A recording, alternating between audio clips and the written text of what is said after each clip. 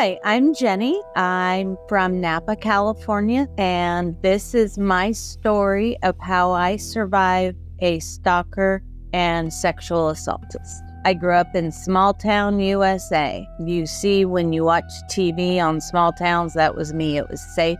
My parents didn't have to worry about me. I've been friends with everybody since elementary school, so we were just a fun group of people. Growing up, I was very popular. Some people may have called me the mean girl, but I was never mean. We had a lot of fun. I was confident. I lettered in 3 sports. I was a cheerleader. I had more confidence in my pinky toe than I think most of the people my friends had in their entire body. If somebody dared me to do something, I would do it. Anything. I used to do backflips off the high dive because somebody dared me. So after graduation, I chose to attend Arizona State University. Didn't make my parents too happy because all the other schools were California, so they had to pay out of state. But I wanted as far away as I could get within a nice airplane ride. So after my first year at Arizona State, I got my own apartment. And I got my own apartment originally started because I took some summer classes. They don't allow on campus during the summer. So I got my own apartment and decorated it. It was a lot. It was a lot of fun to do. And I had just started dating this guy who happened to be in a fraternity. I moved into that apartment toward the end of the summer, so right before fall session started. And, it had been a couple months, and I just kind of started noticing a couple things. Like there was one time I came home and it sounded like there was water dripping in the shower. Well, there was. I just chalked it up for me just not shutting it tight enough. And then I'd get like these random prank calls. And this one guy said he was David. And I chalked that up to my guy friends trying to get a rise out of me or something. And anyway, I had gone out. I believe it was a Friday night. It was March 6th, 1991. And I came home after going out and I got into bed and I fell asleep. And sometime later, I kind of woke up and I thought somebody was touching me. And I thought I was having a dream that it was my friend back from home who came to visit. Because, sometimes we'd share the bed. Sometimes if there was only one bedroom. Nothing crazy, just friendship. And I kind of remember saying to myself, oh, Gina's going to laugh because, she doesn't know she's touching me. And then I realized that Gina was not there, that I was 800 miles away from her. And I looked up and there was a man on top of me. And when I kind of woke up, he jumped on top of me and pulled my underwear off. I just had a t-shirt and some underwear on. And he jumped on top of me and he put his hands around my neck and just squeezed. And apparently he had to release his hands a little bit when he decided that he wanted to kiss me. And so when he let up a little bit and started kissing me, I rotated on my hips so that I was on my back, but I had my hips kind of closed. And I was trying to talk to him. In my sorority, I think once a year, we'd have somebody come in and talk to the girls about being attacked and this and that. Most of it has to do with when women are sexually assaulted and or raped. It's usually by somebody they know. In my case, I was the 1% of 1%. Very seldom does somebody just break into your house and try to rape you and you don't know them. So I was trying all the little tricks that these people would tell us in these classes or whatever we'd take when at the sorority. And I tried everything. I tried I'm a virgin. I tried let's take a shower. I tried everything. And it was like he knew me. No, I think I said something like, I had condoms in the bathroom. No, you don't have condoms in your bathroom. So it was like he'd been in my house before. Then I didn't know it. Anyway, I said, please don't kill me. Are you going to kill me? And he said, no, just relax and it'll be over soon.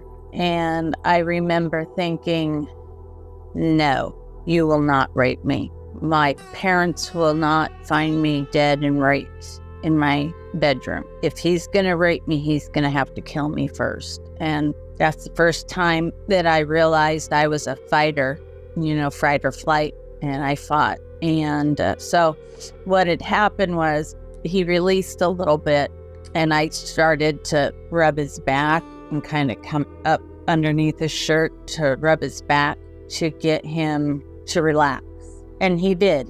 He was relaxed, apparently, because he no longer had on any bottoms. And he was rubbing his penis up and down on my vagina, not penetrating. And because it wasn't ready to go, let's put it that way. And I grabbed him with my left hand and I twisted and pushed it back up inside of him. And he sat up, and then he said, now I'm going to kill you. And I took my hands, my fingernails, and I just jabbed him right into his eyes. And I got up half naked, ran out of the house. We had a guard shack at my apartment. And so I ran straight to the guard shack. And we called 911, and the cops came out. And, I was feeling okay in the sense that I won, or so I thought. I won, so I should be feeling okay. No, that doesn't really work like that. I had called up my boyfriend at the time to come and get me, and I stayed with him. But the cops came and they did the walkthrough and this and that, and one of the cops remembers looking out my sliding glass window into this apartment complex that was just next to us. And from my apartment, you could see the apartment of another woman who was attacked. And the police officer had mentioned or said something like that to me. So we drove around to see if we could find him. We couldn't. And I went and stayed with my boyfriend for a few days. But it was getting close to spring break.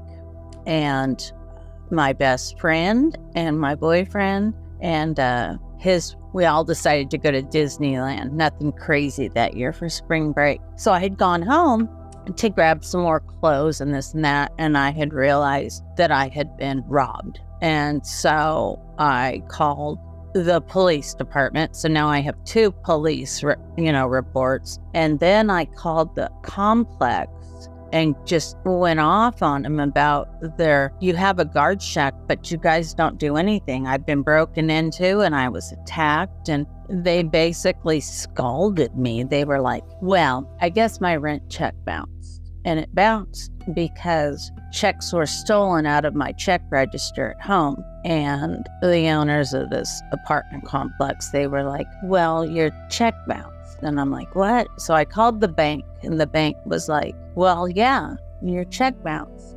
And I said, but I get, $1,000 a month from my parents. Rent's only $400.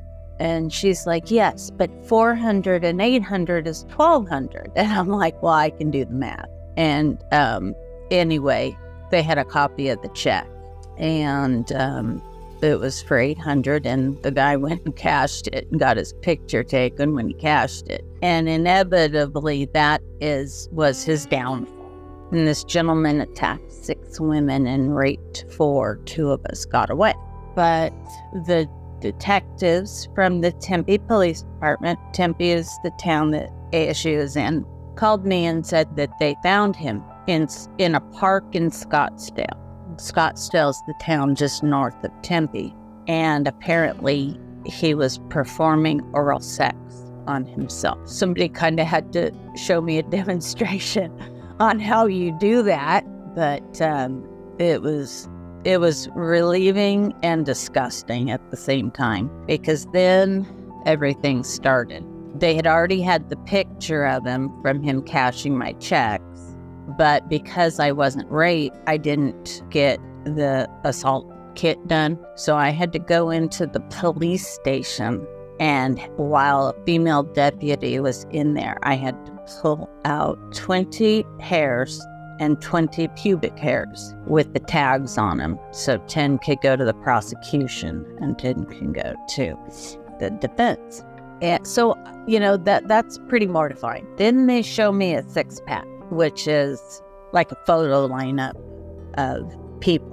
And they say things like, okay, he may or may not be in here. Does anybody look familiar? And I looked around at the pictures. It's harder than you would think it would be because, I'll explain it. So I saw him and I pointed him out. And then there was another picture of somebody else, and I had picked up both of them. And I looked at both of them and I put one down and had this one.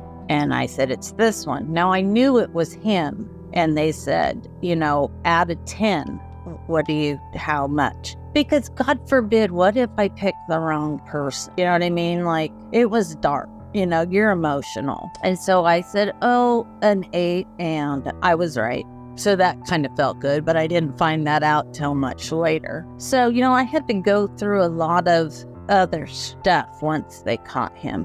And then the waiting game from hell. You get your subpoena. Well, the DA calls you down and she talks to you and all that. I think I had something like 8 subpoenas because they just kept postponing and postponing and postponing. And that is just something very hard to deal with and work and go to school, because I was working for the Oakland A's for spring training, and I was going to school, and I've got this ginormous case that was on Maury Povich.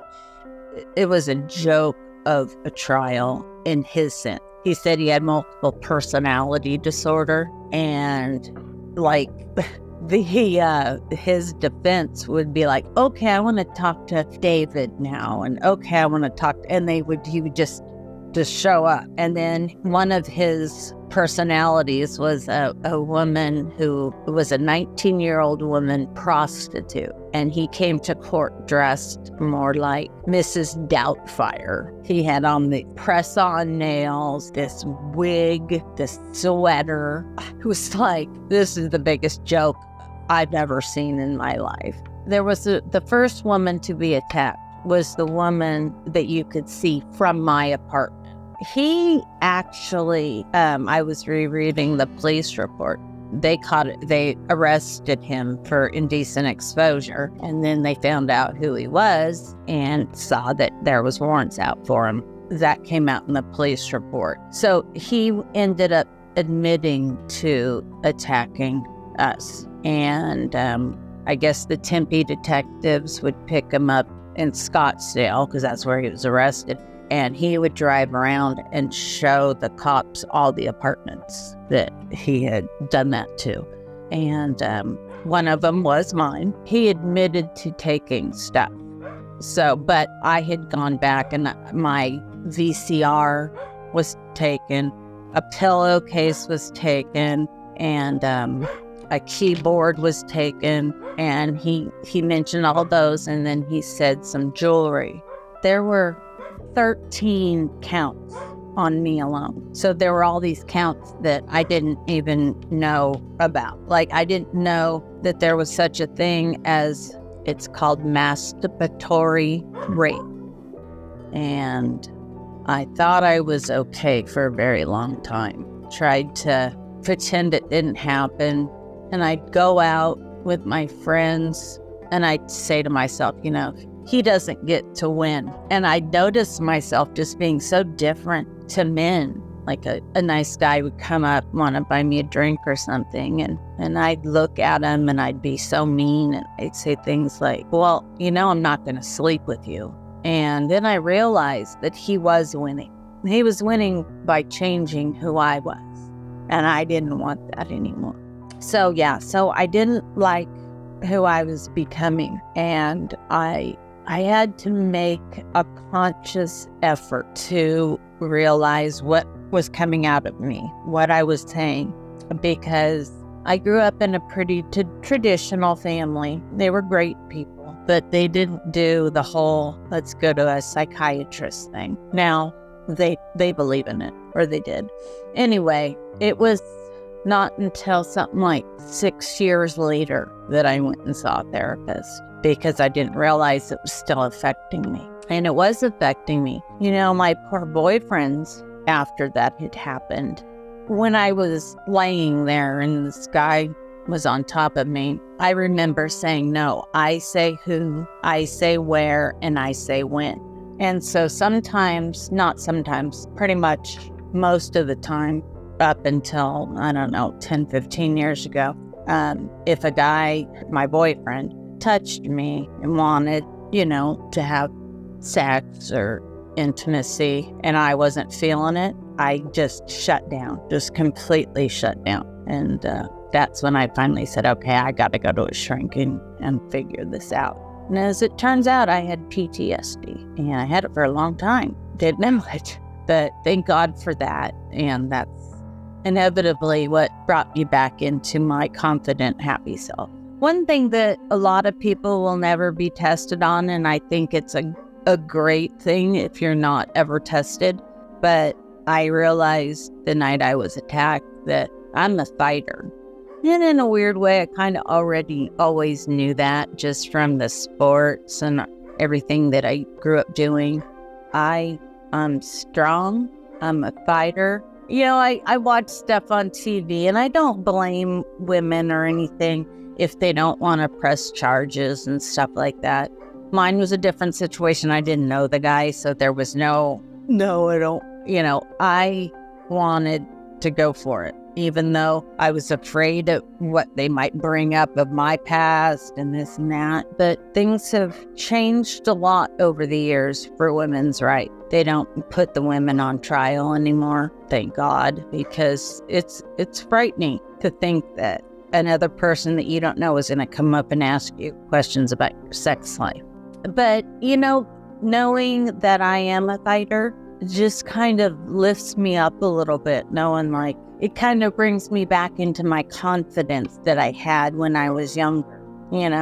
Here I am. This is me. I'm confident. I'm good. I can do whatever. And then I also, I realized what happened to me was absolutely horrible. But it wasn't the worst thing that I had ever gone through in my life. And I didn't know it at the time, but I lost both my parents in a 1.5 years after COVID.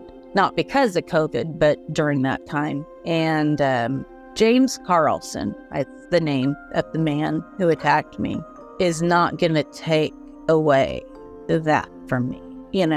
I grew up and I grew past you. He's still in prison. I check up on him every few years. If I haven't heard anything, he's filed for clemency a couple times, denied. I think he has a couple clemencies left, and then he's there for another. He got 87 years, no parole, been 31 years, so 50 years he still has in that damn prison, and I am happy about it. Couldn't be in a better place.